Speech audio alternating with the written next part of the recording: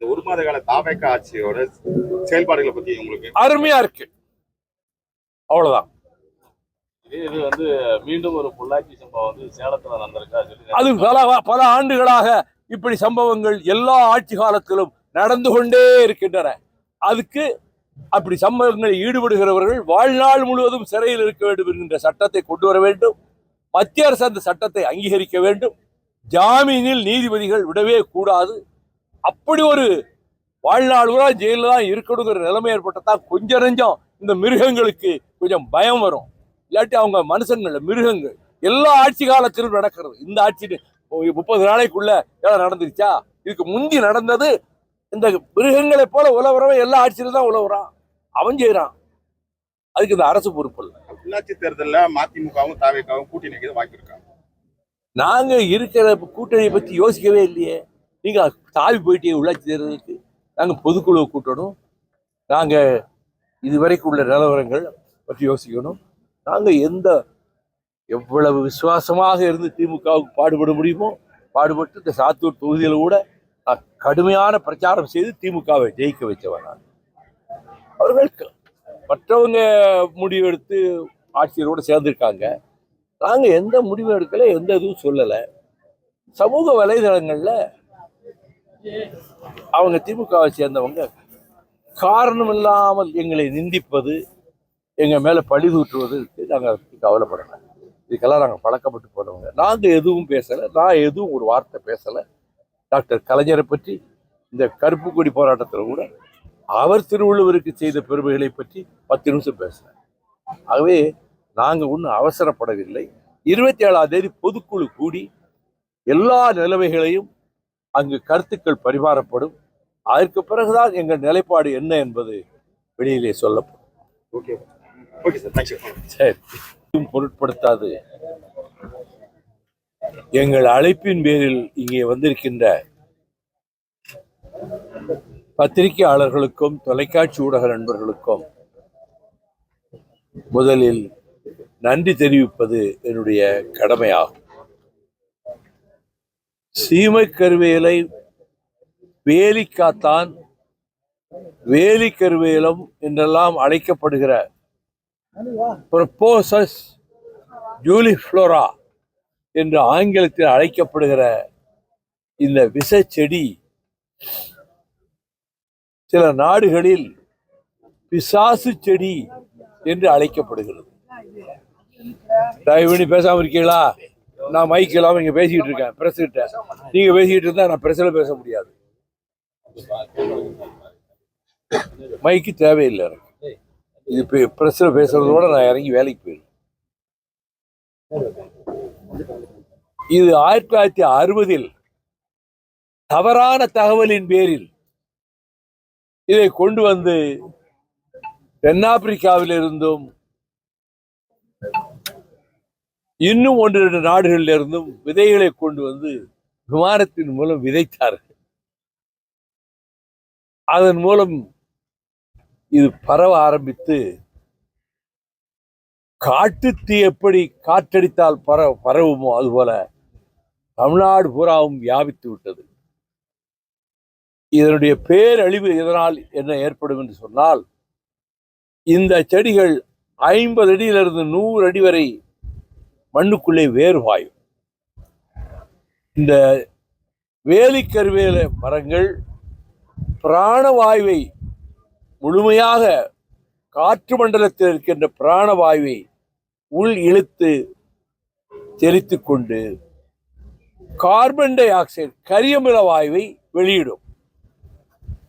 இந்த மரங்களில் எந்த பறவையும் கூடு கட்டாது,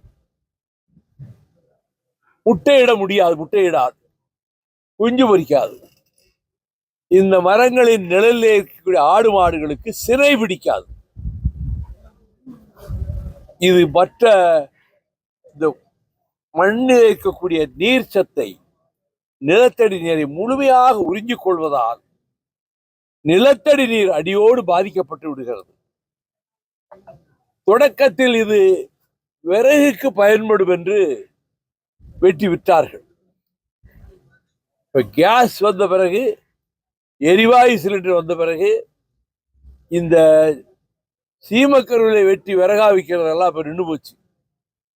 ஒரு காலத்துல இது விவசாயத்துக்கு வருமானத்துக்கு பயன்படுதுன்னு கூட ஒரு செய்தி சொல்லப்பட்டது. இது கேரளாவில் ஒரு சீமக்கருவிலை பார்க்க முடியாது. காரணம் என்னன்னா, அப்படி ஒரு செடி முளைக்குதுன்னா அதை வேரோட பிடுங்கி போட்டுறணும். வெட்டிட்டு போனா பழையபடி தழைச்சிரும். கேரள மக்கள் சுற்றுச்சூழல்ல எவ்வளவு கவனமா இருக்காங்க பாருங்க.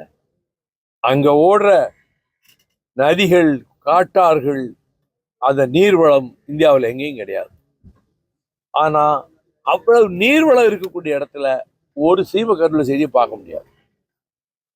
இங்க என்ன ஆயிடுச்சுன்னா ஊரே அடைச்சிட்டு. இப்ப பாருங்க, இதை அகற்றுறது அவ்வளவு லேசான விஷயம் அல்ல. ஒரு தனி மனிதனாலோ ஒரு 500 விவசாயிகள் மட்டுமோ சேர்ந்தோ இதை நீக்கிட முடியாது.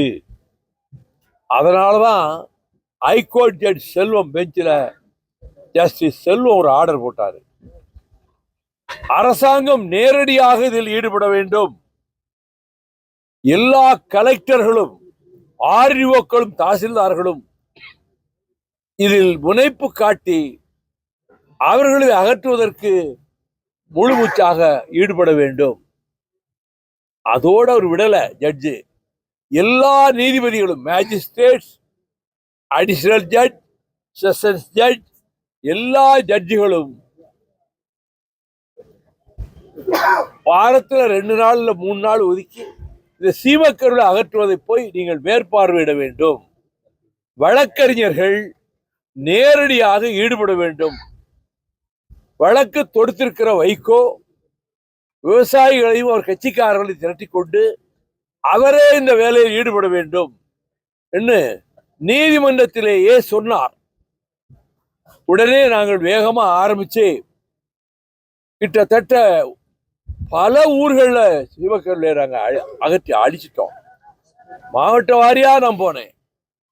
அப்பொழுதுதான் தம்பி மணிவந்தன் சொன்ன மாதிரி கிண்டியில் இருக்கிற ஐடிஐ ஒரு மோசமான, தப்பான, பொய்யான ஒரு வழக்கை தொடுத்து இந்த வேலைக்கருவிலை எங்களுக்கு இருக்கணும் எங்க எஸ்டேட்டுக்குள்ள அன்னு கேட்ட உடனே ஜட்ஜஸ் அவசரப்பட்டு ஸ்டே கொடுத்துட்டாங்க. 1000 வக்கீல்கள் இதில் ஈடுபட்டிருந்த நிலையில், எல்லா நீதிபதிகளும் ஈடுபட்டிருந்த நிலையில் ஹைகோர்ட் தீர்ப்பு தடை வந்தவுடனே அப்படியே நின்று போச்சு. பிறகு நான் ஹைகோர்ட்லையும் போய் முறையிட்டேன். அது தொடர்ந்து வாய்தா போட்டு போட்டு போட்டு போட்டு இப்பதான் வக்கீல் சுப்பராஜுக்கு வந்திருக்கிறாரு. அஜ்மல் கான் அதில் ஆஜரானாரு. கடைசியா இல்ல அந்த ஹைகோர்ட்ல போட்ட ஸ்டே ரத்து பண்ணி சீமக்கருவிலை அகற்றுவது அவசியம்னு சொல்லி இப்பொழுது நீதிபதி பரத சக்கரவர்த்தியும்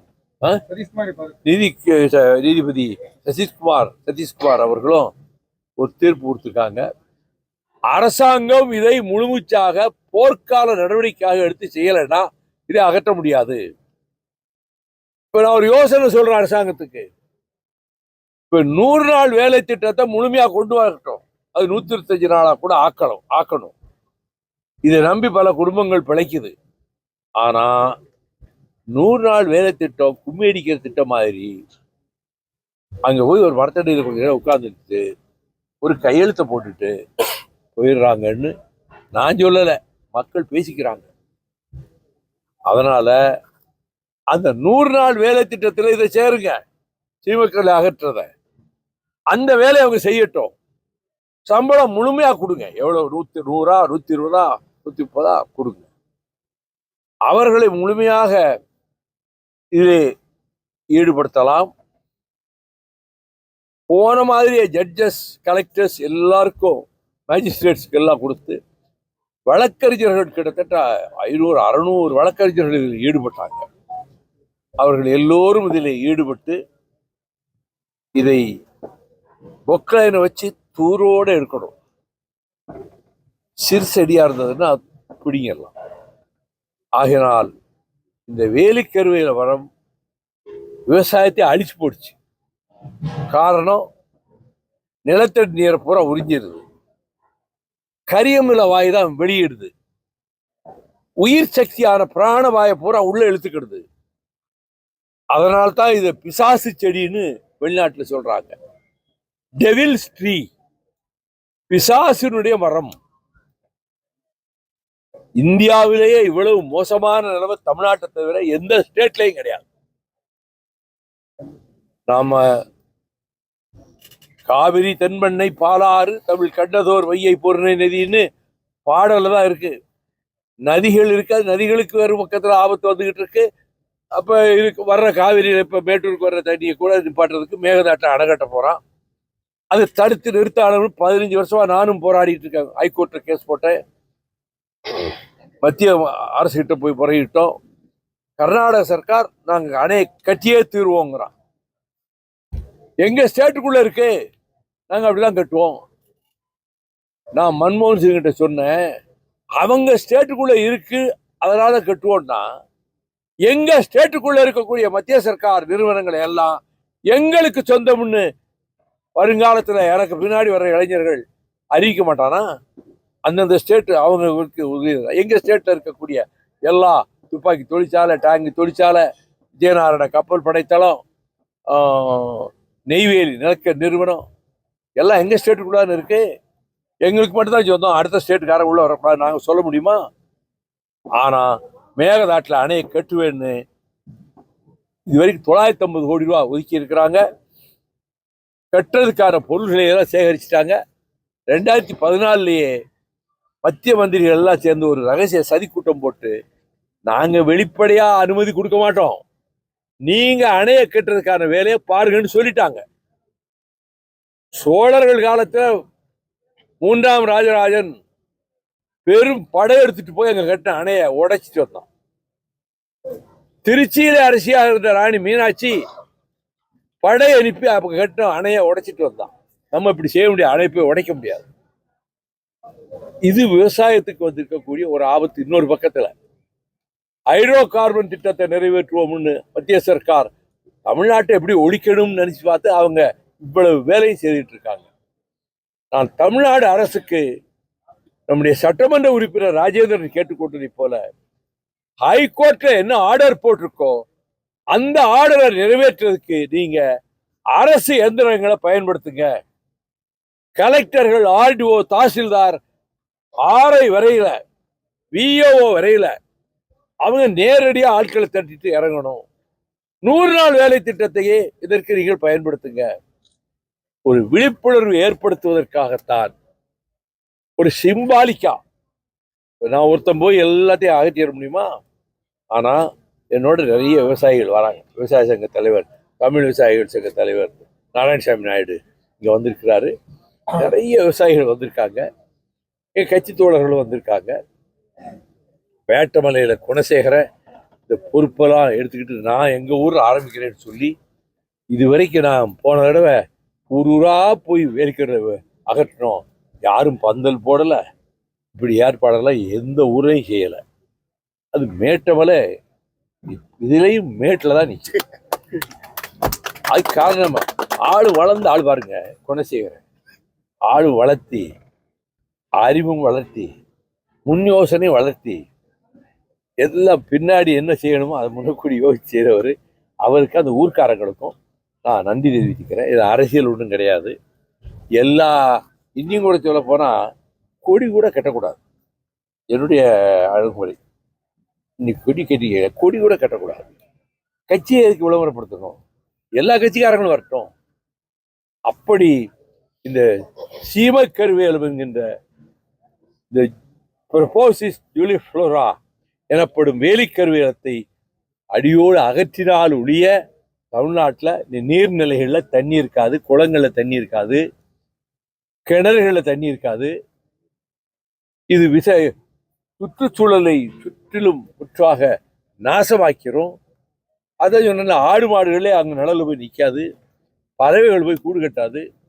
இந்த செடியை, இந்த வேலிக்கருவேலத்தை அகற்றுவதற்கு எல்லோரும் எல்லா இடங்களிலும் முன்வர வேண்டும் என்பதற்கு அதை கொஞ்சம் உந்து சக்தியாக நான் நம்மால் என்றதை செய்வோம். நம்ம முடிஞ்ச மற்றவங்க யோசனை சொல்றதை விட நம்ம முடிஞ்சதை செய்வோம்.